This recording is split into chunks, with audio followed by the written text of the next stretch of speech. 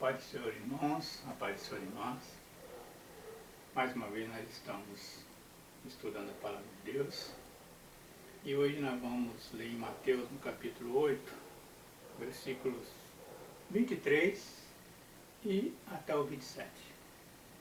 Jesus acalma a tempestade.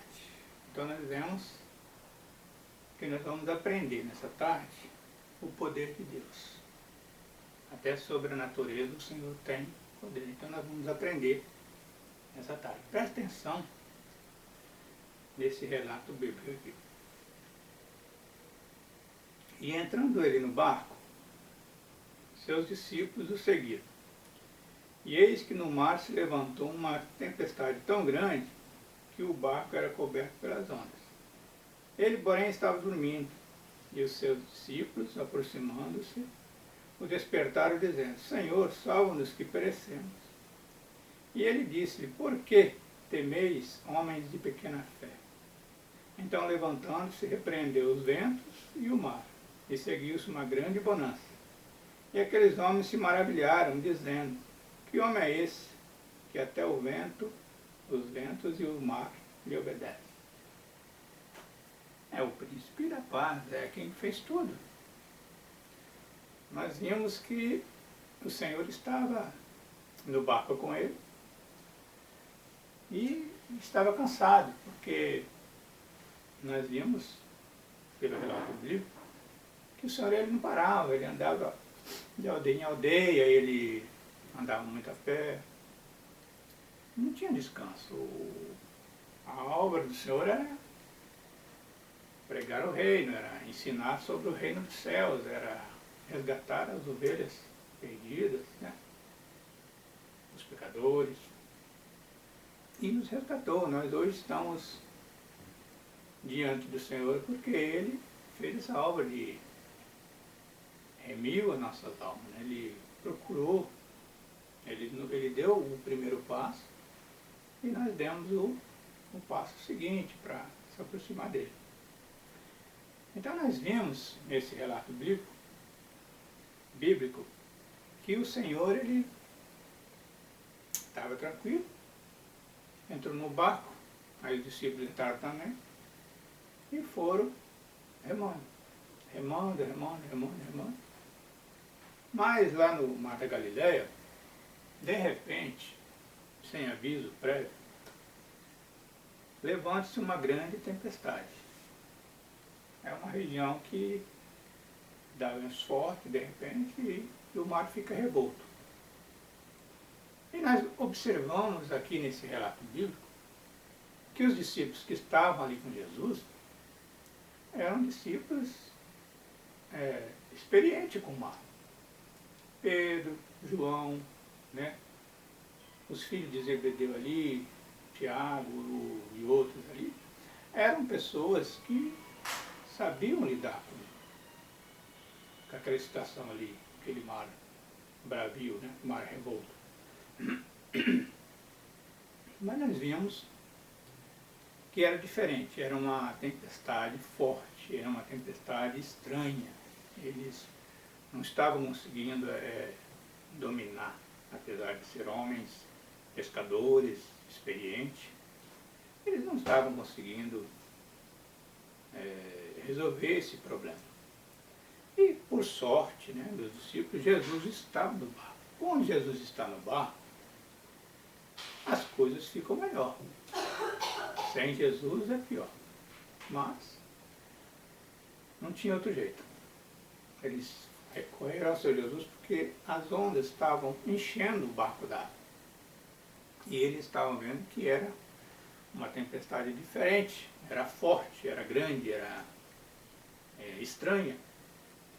E eles foram, então, se aproximaram de Jesus e despertaram.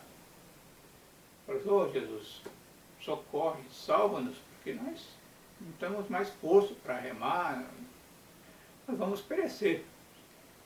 E Jesus, então, controle da situação, ele tinha o controle da situação. Ele cobra daqueles homens: não temais, homens de pequena fé. Nós observamos que Jesus não falou homens sem fé. Jesus falou, homem de pequena fé. Essa que é a diferença. Tem pessoas que têm mais fé e outras pequenas fé. Tem pessoas que recebem as bênçãos rápido, porque é através da fé que se recebe bênçãos rápido. Mas às vezes a gente fica maravilhado. Tem pessoas que chegam na igreja e Deus ali facilita para elas essas bênçãos, né? A gente fica admirado com isso. Porque cada um tem uma fé diferente. Cada um sabe pedir, sabe orar, sabe se botar na posição que o Senhor gosta, que o Senhor quer. Nós vemos vários relatos sobre isso, né? Até a oração dos dois que foram lá no templo orar. O fariseu, ele orava assim, que ele era importante, que ele dava dízimo, dava oferta, e não era igual aquele pecador lá atrás, e essas coisas todas. Mas o pecador foi justificado por quê? Porque ele reconheceu a fraqueza, reconheceu que dependia de Deus, batia no peito e pedia perdão, reconhecia que ele era um pecador. Então ele foi justificado. Jesus diz para nós que ele desceu do templo justificado, enquanto que o outro que se vangloriava não foi justificado. Então nós vemos que o Senhor falou, homens de pequena fé. Então qual é o segredo para receber as bênçãos do Senhor? É justamente essa. A gente aumentar a nossa fé. Mas sozinho nós não temos condições. Lembra o pai do menino que estava ali oprimido pelo inimigo, pelo demônio? Jesus perguntou a ele, você crê que eu posso libertar seu filho? Ele falou, creio, mas ajuda a minha incredulidade. Quer dizer, ele pediu ao Senhor para ajudar. Porque ele tinha levado o filho dele para os discípulos não tinham conseguido expulsar o demônio. E o pai chorando clamou ao Senhor Jesus. E Jesus perguntou a ele se ele cria, ele falou assim, para Jesus ajudar na incredulidade dele. E o Senhor libertou aquele jovem. E em casa os discípulos perguntaram ao Senhor Jesus o que tinha acontecido, por que eles não estavam conseguindo expulsar o demônio daquele jovem. Aí Jesus deu uma dura nele e falou, olha, essa carta de demônio só sai com jejum e oração. Você tem que se preparar. Ninguém vai para uma batalha sem os aparatos armas, escudo, lança, espada. Ninguém vai para uma batalha sem esses aparatos. E com a batalha também contra os demônios, contra Satanás, você tem que estar munido, né? Igual lá em Gálatas fala que você tem que estar armado, você tem que estar com capacete, você tem que estar com sandália nos pés, revestido do poder de Deus, da palavra. Então, para você vencer o inimigo, você não pode ir de qualquer jeito. Se você for de qualquer jeito, vai passar vergonha. Né? Como aqueles filhos do sacerdote, em Atos dos Apóstolos, eles foram expulsar demônio de uma pessoa e falaram, nós expulsamos em nome do Jesus que Paulo prega.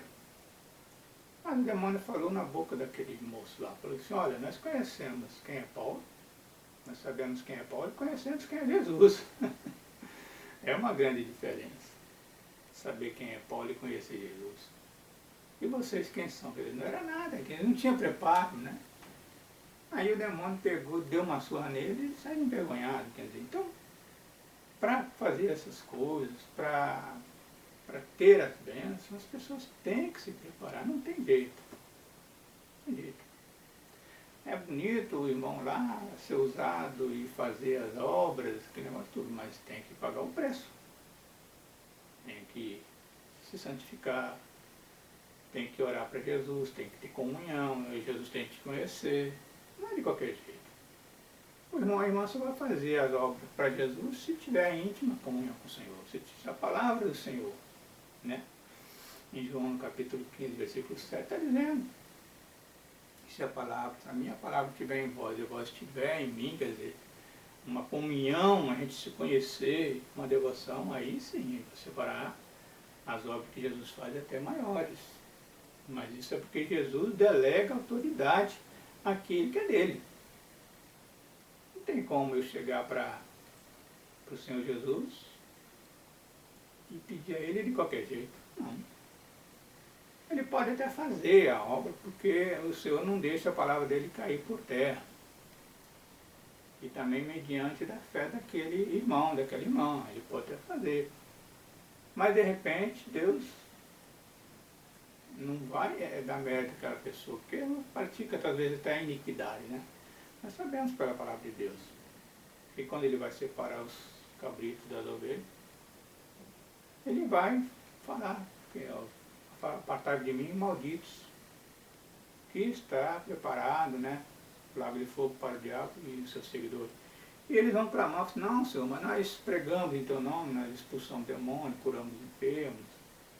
Mas Jesus fala abertamente, eu não vos conheço, vocês praticam a iniquidade e fazem essas obras, e Jesus faz para poder a palavra dele se cumprir.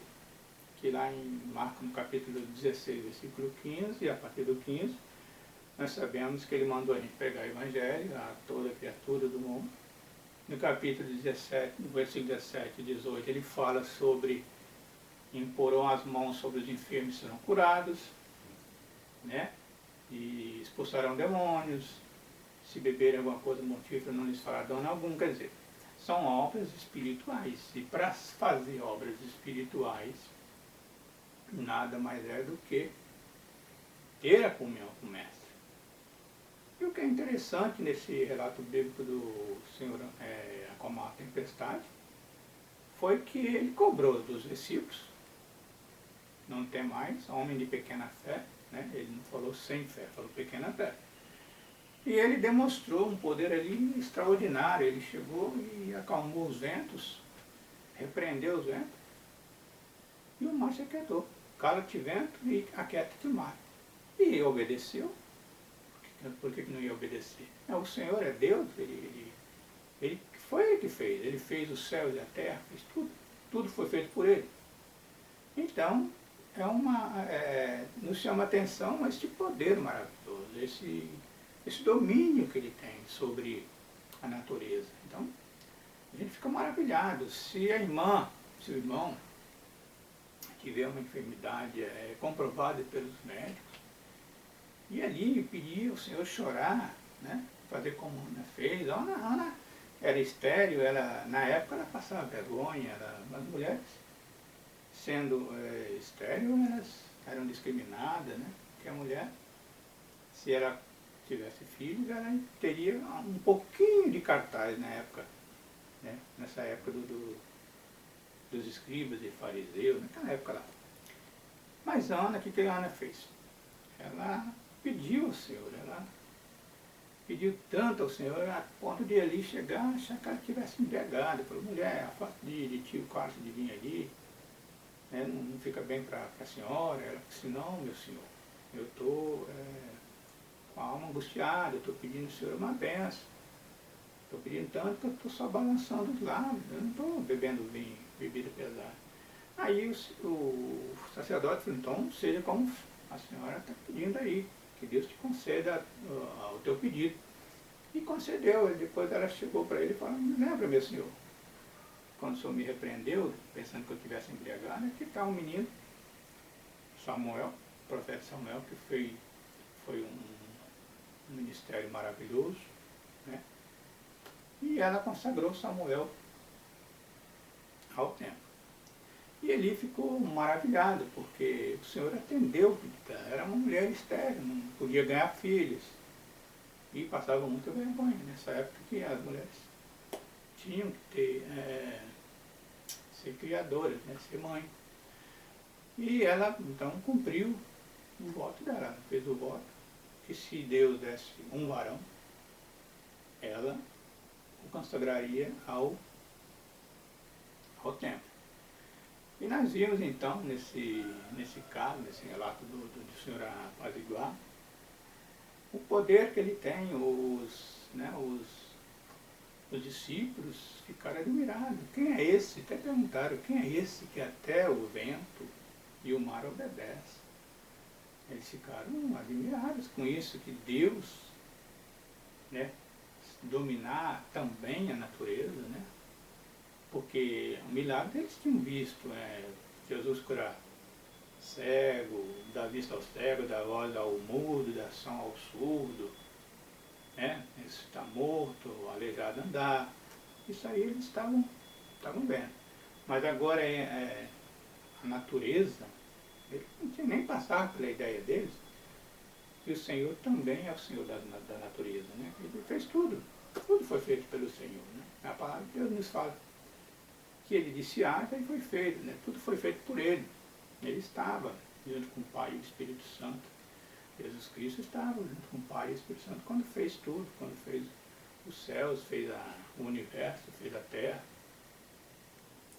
E nós, então, aproveitamos esta oportunidade de poder do Senhor Jesus. Eu quero fazer uma oração para você, uma oração pedindo ao Senhor para curar, se a irmã ou o irmão tiver alguma enfermidade grave, né, confirmada ali pelos laudos médicos, e se a irmã, se o irmão tiver fé mesmo, tiver, né, aumentar a sua fé através das pregações de Jesus, lendo a Bíblia, o Senhor pode curar. Isso aí não é difícil para o Senhor. O Senhor é o Deus do impossível.